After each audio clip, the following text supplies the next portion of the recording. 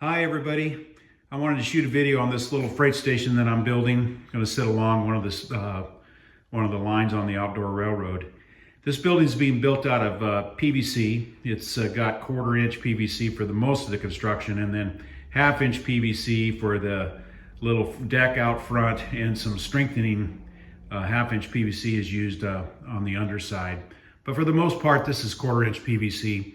And I glue this together using PVC glue, and then I pin nail it just to help me hold it in place. And it really gets very rigid and works very well. So the first thing I want to show you is the deck. As you come out these doors, you'll see what looks like individual boards across here. And doing it this way, the way I've done here, just really adds to the strength. It gives the look of all these individual boards, but you're not having to apply board after board or a board to get this look. And hopefully you can see how that looks right there.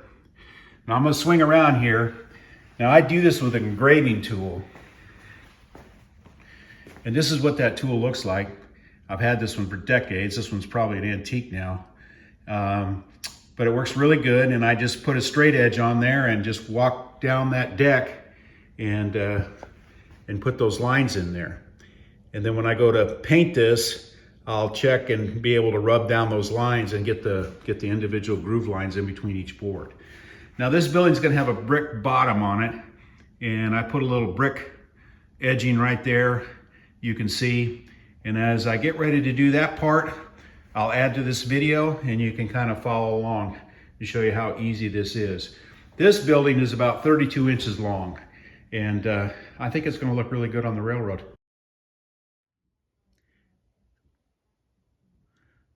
Hi everybody, we're back at it here, and we talked about using the engraving tool, about putting the boards on the top of this piece of PVC. But when you do that, it still leaves the whole piece of PVC pretty shiny. And that's not really what you would see coming out of these doors, is a piece of wood decking that would be perfectly smooth. So to get away from that, I want to show you a little trick with this. And it works good for outdoor applications, and it's going to be the same thing we use for doing the brickwork on the base here. But I'm going to swing over here. This is called DAP Platinum Patch, and it really works very good outside, and it sticks to PVC. It sticks to essentially everything. I have it stuck to some concrete outside to make a little brick wall, and it really has held up quite well. So what I do is I take some of this platinum patch on a finger, and I just rub it on each one of these boards, and no rhyme or reason with it. So like for example, right here, you can kind of see that detail a little bit right there. So just before this stuff sets up completely hard, still a little on the soft side, I take a wire brush, a small wire brush, and I use that wire brush and drag it through there, and you pick up some of this grain look on this decking right here. Okay, so here's a little update of where we're at. I've gone ahead and put all the board and batten look on there, and it's just strips of the PVC that I glued on there. And then I went ahead and made the doors and got a little spot for the light fixture to go on. The doors are actually just a solid piece of PVC and just trimmed in. And then I used the little engraving tool to engrave some boards into the doors. And then those will eventually get some brass handles on them. So you can see the top of this deck. This is what I was telling you about. Now with a little overspray, you can see it a little better. But by using the engraving tool to put those lines in the PVC, and then come back in and using that platinum patch on top there and letting it dry, and hitting it then with a wire brush, it gives it that worn out board look. And there's a good shot of it right there. So this is Krylon Fusion, sticks really good to PVC. And so I'm backing up here a little bit. I had a bunch of color choices to choose from. And so I'm gonna go with this satin brick for the windows and the doors. Those will get painted in here shortly. I'm gonna come on around here, and there's the other side. Here's a good look. Get this can out of the way for you. There's a good look of how the end looks. And then down here, we're starting to lightly spray the windows. Okay, we're ready to do our next step of our little project here, and what we're going to do is we're going to put the brick front on the deck that comes out on our little freight station that we're working on. And what we're going to use is we're going to use a doll stencil, you know, the one I had laid up there. They're made out of Mylar. And this one here is called the rustic brick. We're going to give it a little, the edges will give a little roughness to it in between the grout lines. And then you'll need a piece of blue tape for a stop line. And then you need a spray adhesive for stencil removal. Sticks just enough to hold the stencil down. You can get it all different places, you know, Hobby Lobbies, Amazon, wherever you shop for your hobby products, I'm sure they have it.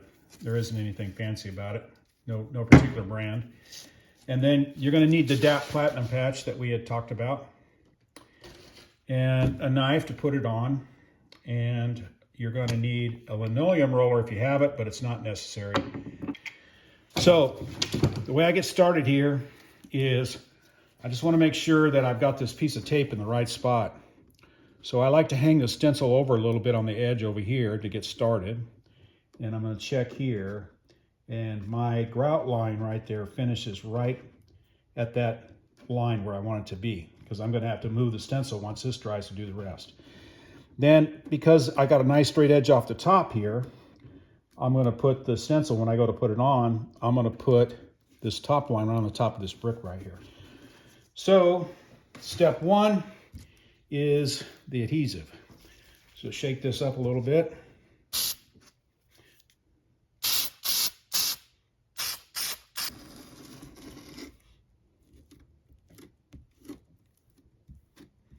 And once you get it on here, it does not need to be thick. What we want to do is just make sure it covers in where all the brick are at. All right, that's starting to look pretty good. So because of the fact that we're using the rustic, we don't have to worry about it being totally smooth. Actually, we want the brick to have a little roughness to it.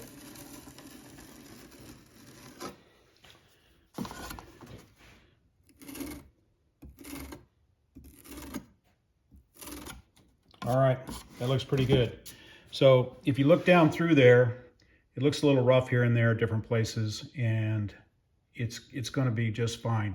Now, if you wanted to have completely painted brick without grout lines, you could let this set for a few minutes and pull this stencil off, and then when it's dry, you can paint the whole thing. The grout lines and the brick could be the same color, and of course, many buildings did it that way. But in this case, we're going to have grout lines. So the grout lines are going to be the same color as what the building is to kind of match. And so I'm going to get the color ready to paint this, and we're actually going to paint right over the top of this stencil.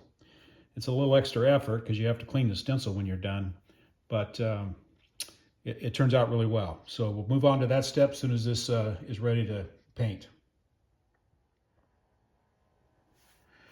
Okay. If you remember, we got our stencil down with adhesive and got it rolled in place where we liked it. We used the blue tape over here on the left side to get it lined up. And we lined our grout line right across the top here and put our DAP Platinum patch on there and used the spackle knife to get it on where it looks really good for us. And now it's set for a while and it is starting to dry. And you can tell that by these little pieces that are hanging off. You know, you can tell they're starting to set up enough that you can start putting your paint on. Now, I mentioned that this was going to be a little darker. This first coat that's going to go on here is going to be red. It's Tuscan red. And these paints are made by General Finishes. I happen to have a lot of them because I do a lot of furniture work. And they've got some really good colors.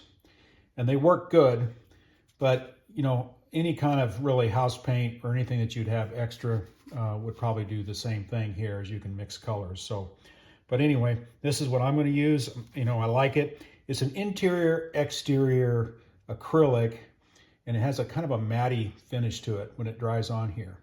So this first coat of red is going to get dried on here. Then we're going to come back with our other colors on top of that. So we're literally painting right over the top of the stencil. Once we finish this piece, we'll be able to pull our stencil up and we'll relocate it to the next section and do that piece. And that's about it for coat number 1. Okay, our Tuscan red is starting to dry up pretty good. There's a couple spots that are a little damp here and there, but it looks pretty good. So I'm going to start on the next part of this. And I've made myself a little palette here and some paper plates with 4 different colors. And here's example one of them. Doesn't take very much paint. This color is called Empire Gray. Then I've got black, Seagull Gray, and a Queenstown Gray. Is I'm going to actually go through and pick and choose some of these bricks that I want to paint a different color. And that'll be our next step. So I'll show a few of those, and then I'll jump ahead and show you the next step after that. So that's what I'm doing right now, is I'm just picking and choosing where I want to put some black, because since this sits right along the rail line, we want it to look kind of grimy and kind of dirty.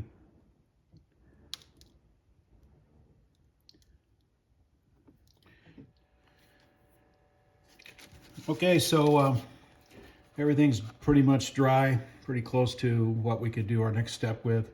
It looks kind of funky right now, but the red has dried down to a real dark, kind of that dark Tuscany red, earth red, and all of our little color bricks are in. So what I've done is I've taken some of the black paint and I've mixed it with water, and I've made a really, really runny, thin wash. So that's kind of our next step, is to get this wash across the top of this and blend everything in. And I'm going to use a cheap chip brush to do this.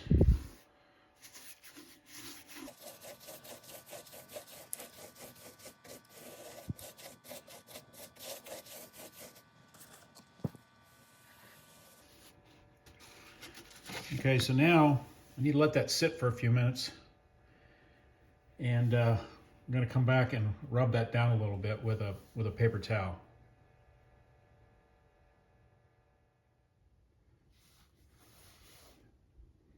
Okay, so what I've done is I've taken this wash and I've washed it on there and let it sit for a few minutes. And I've used a chip brush to kind of drag some of it off. And now I'm just using a water paper towel and I'm just bouncing on it like that across there. And as you do that, you're starting to see some of these other colors come through. Some of these ones you don't think you like too much. I'm just going to put a little more black on them.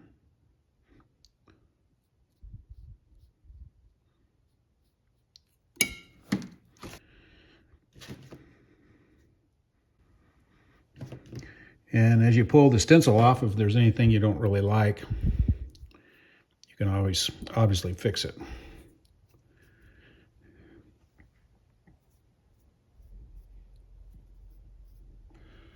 So at that point, I think we're pretty much ready to take this off and see what it looks like, and it's always a surprise. So I'm going to get it started here. And remember, we used gray for our grout.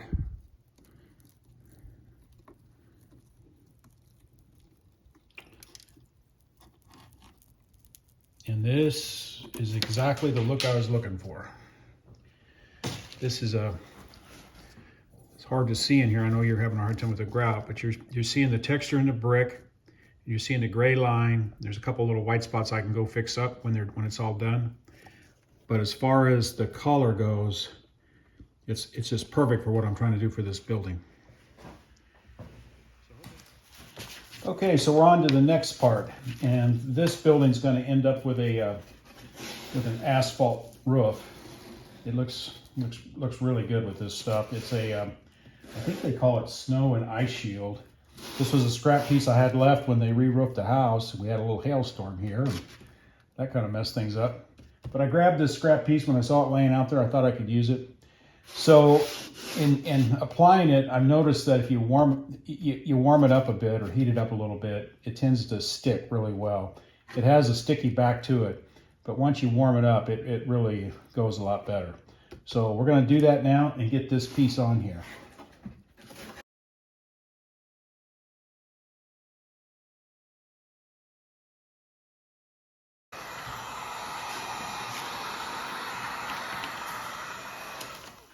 Okay, I think we're ready to go. And this stuff just peels off the back here like this.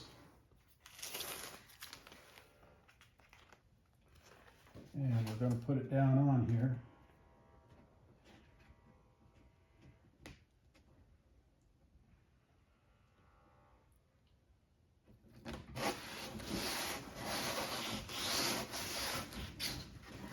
Move it over just a little.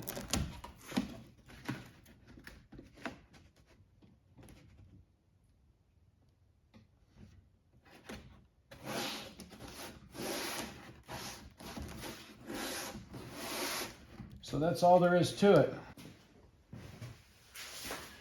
So I just put the back on, but I'm going to pull this piece back here a little bit so you can see with the sticky back. But with the heating gun, it's really better just to get this pretty warm. And once you get that pretty warm, it goes on there and it sticks like you can't believe. Okay, we've reached the point where we're going to weather this deck out right here where these boards are. And there's some gray overspray on here already from when we painted the building, which is going to work out just fine. So now what we're going to do is I have some really watered down dark brown. It's actually called dark chocolate. And we're going to kind of just get this on here and let it start to wash some of that gray out.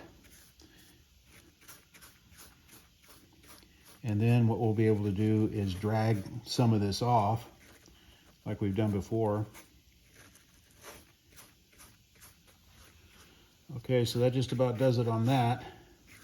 We're going to switch off here. And the color looks really good against the brick right now. So what we're going to do is we're going to dry our brush down and we're going to pull some of this off.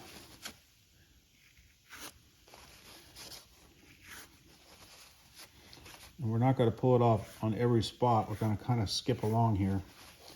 But the real key here at this point is to keep your brush as dry as you can.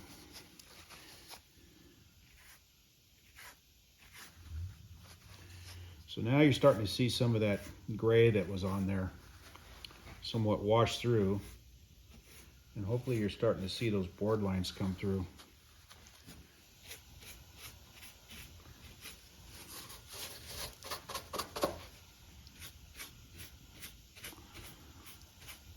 Okay, so as that dries down a little bit more, we'll be dragging a little bit more off, and we'll be done with this portion of it. And those boards will look pretty worn out when we're finished. Okay, we're on to the next step here, and we're going to put the little pieces of plastic for the glass in the windows. And these come from San Juan Details. They make a lot of variety of windows for our application and our size. This one already has the plastic in it. I've already done this one. And it's been painted with the Fusion satin brick color. And it looks really good up against that vintage matty gray.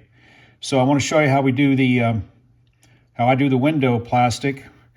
And the first thing I do is I take kind of a dull, flat bladed screwdriver, so to speak. And I just run it around here and just make sure there's no major pieces of a little bit of overspray or anything hanging in there that's going to affect where this window drops in. And so then we're going to just drop this piece of plastic in there, and it's going to fall right in there, as you can see. Now they make a really nice product, and I don't get anything special from them, nor would I expect anything. I get good service and a good product. And in this day and age, that's about what you can ask for. So now all you do is take this Mr. Cement, which is clear.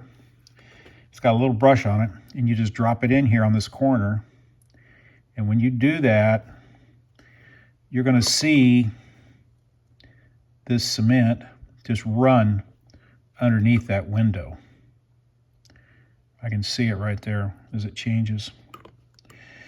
So I know it's difficult for you, but by just touching it like that, this cement just runs underneath there.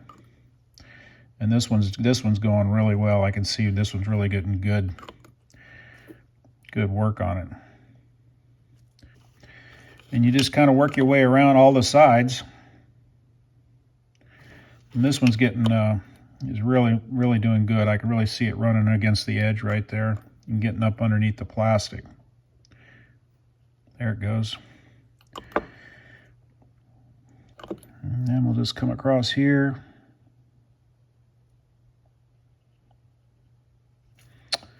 And that's about it. That's all there is to it. So now you got your glass in. So once I get completely done with this part of the project, what I'll do is lay these all upside down, and we'll spray them with some frost that you use for frosting glass with, and make this, it'll all look frosted. That way at night when we put a light in here, it's going to shine back behind there and give it kind of that ambience that the business is in operation, the building's being used, but you just don't see into this big clear black hole, so to speak, that's in an empty building. Okay, so as I discussed, I'm getting ready to frost the back of these windows, and I just use a product called Frosted Glass Semi-Transparent. This one happens to be by Krylon. And the key is to put it on really thin and let it dry, and just use the multiple coats up to the point that you get it where you want to be. So to give you an example, all it is, and that's about what you do for each coat. Once that coat dries, you get set, eventually you're going to end up with a window that is frosted like that. And that's what we're going to be installing into the building next. Okay, so I'm getting ready to put some adhesive around this window. And I always dislike it very much when I walk outside and maybe a window is falling out. So I've got this Liquid Nails all surface. It's kind of a heavy duty glue. It goes in a caulking gun. It's called Fuse It. And what I do is I take a small drill and drill the tip of that to a really small, as small as I can get. Then I unscrew the tip and I put a really small tip in there so you can control the flow a lot better. So I've gone ahead and put adhesive around these three sides, but I just want to show you how this does, and then we'll move over and take a look at the window going in the building. So just get this on here, give it, and it's going to require a little pressure on the trigger because the hole's so small.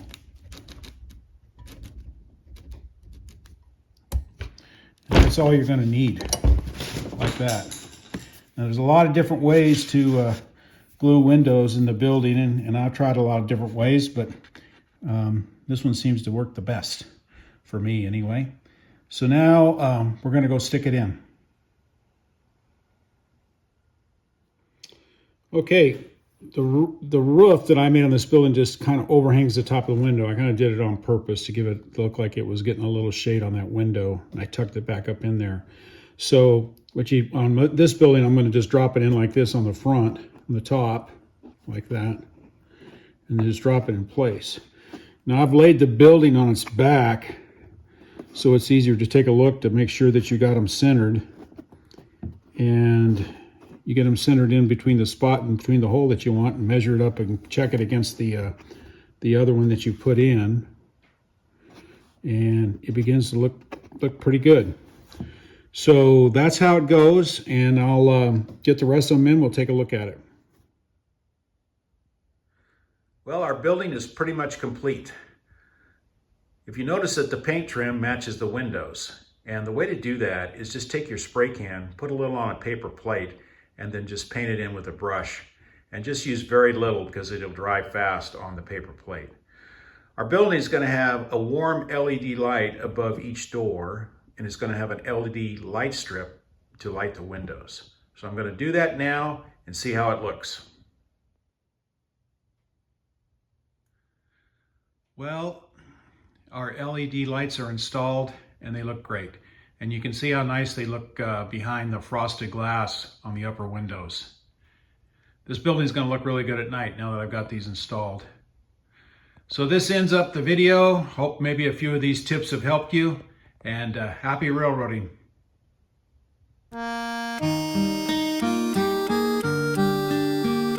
so some of the supplies we're going to need to do our LED light installation above our doors are the LED lights that you can buy on Amazon. They're really inexpensive, and we're using the warm light variety. We need a little switch so we can turn the batteries on and off, and a little block to wire everything to, and of course our rechargeable battery. So I'm going to do that now and see how it looks. Well, the building is all done and our LED lights are installed. So let's check it out.